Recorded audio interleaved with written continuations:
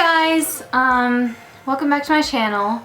It is Saturday right now, and today I went to one of my elementary school sports festivals and gave a letter to one of my students, and then I went shopping and bought some stuff I really didn't need.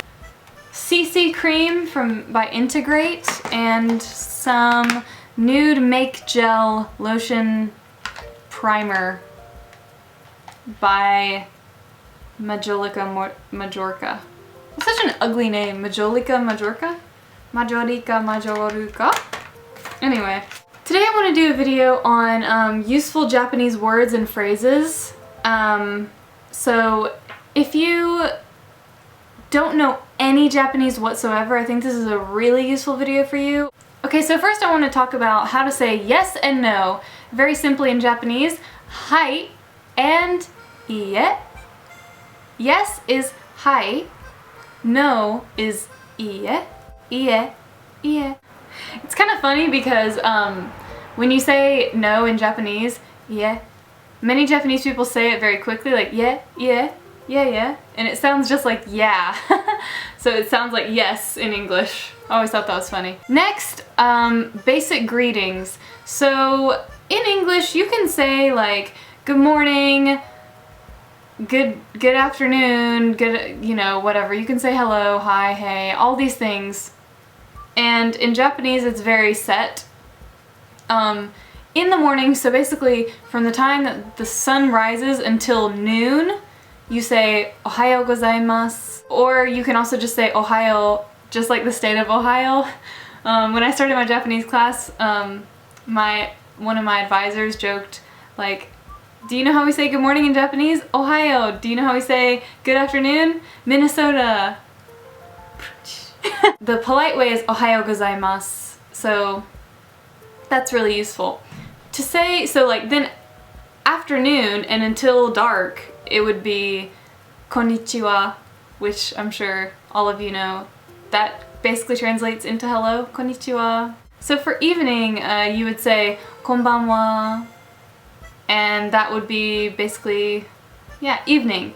And at night, you can also say konbanwa, but if you're like literally about to go to sleep, like if you're saying good night to someone, you can say oyasuminasai. Oyasuminasai. So there are basically two different ways to say please. Kudasai and onegaishimasu. I definitely use onegaishimasu much more. I learned kudasai more prominently in school, but onegaishimasu is very, very useful because I think it's part of the phrase yoroshiku onegaishimasu, which is another very useful phrase. Yoroshiku onegaishimasu is basically saying like, please take care of me, thank you, like, it's a really important phrase in Japan, so you should definitely know yoroshiku onegaishimasu. Anytime you introduce yourself to someone, or if you begin working with someone, or if someone says, you know, oh, my kids are at your school, you should say like yoroshiku onegaishimasu, like, oh, you know, let's get along, kind of thing. And onegaishimasu by itself is basically just saying please. It can sometimes be just a shortened version of yoroshiku onegaishimasu.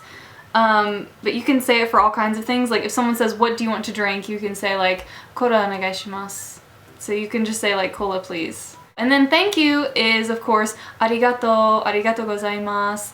When you say like gozaimasu on the end of it, that just makes it more polite. So you're usually going to say arigato gozaimasu. You can just say arigato, but that would be for a very small favor in my mind, and usually someone younger than you, you'd be like, oh, arigato. But most people you're gonna say arigato gozaimasu. You need to know how to say watashi. That's basically saying I and me. They're the same word in Japanese. So anything, if you want to say something like about yourself, like if someone says, oh, who's coming? You can be like, watashi. I mean, even if that's all you know how to say, you can at least say me. It would also be helpful to know the honorifics.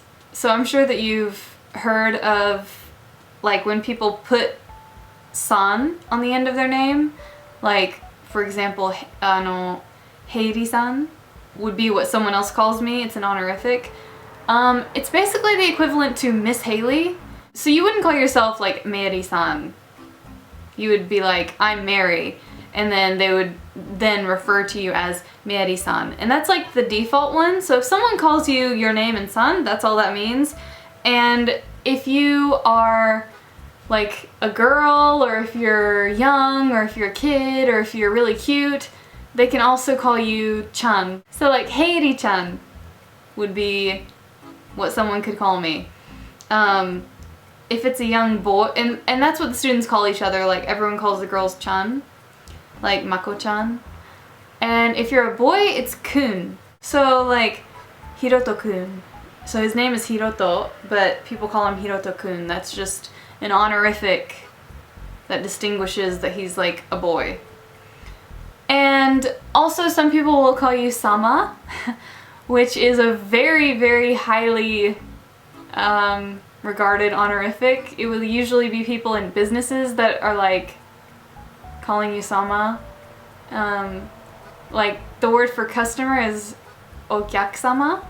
So when you meet someone and you're trying to like talk to them and you want to say their name, make sure you put like san on the end of it just as a default. Daijoubu. And that means I'm okay. And it's also a way to ask if someone else is okay. Like if you say like daijoubu, like as a question, then they can say daijoubu. And that just means, are you okay? Yeah, I'm okay. So people will ask you that like when they mean, is it okay? Are you okay? Is she okay? They will just say that one word, daijoubu. Also, sugoi.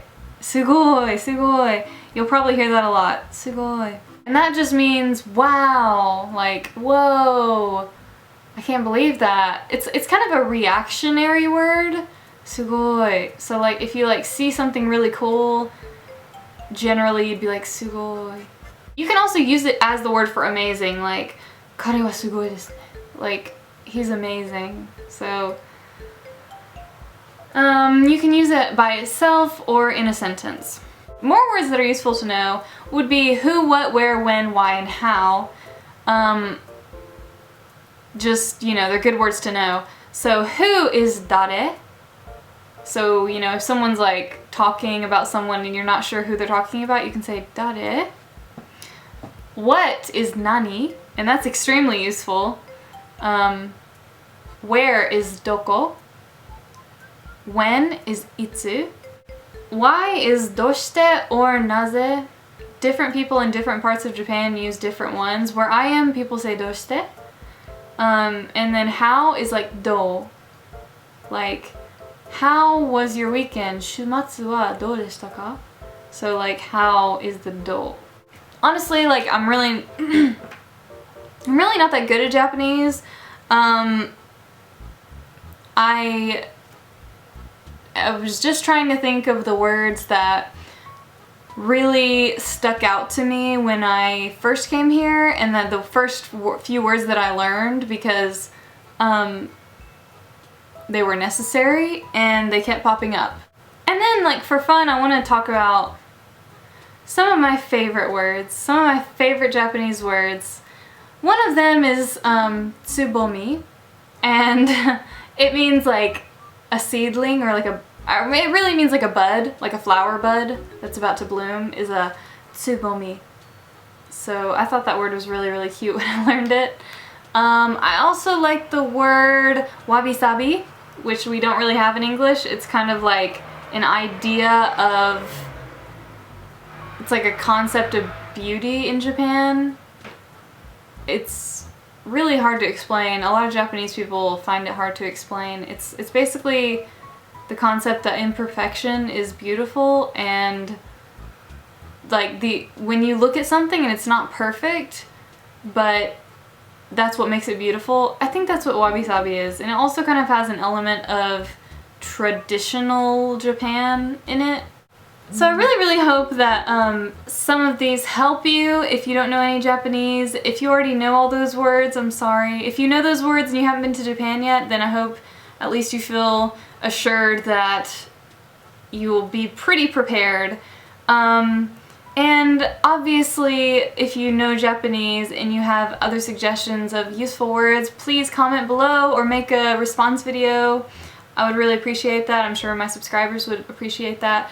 And by the way, thank you to everyone who's watching that is subscribed. I really appreciate it.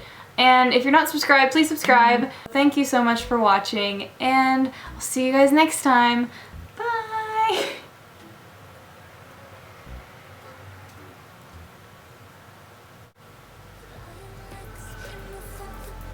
God, this is a mess because I'm not prepared.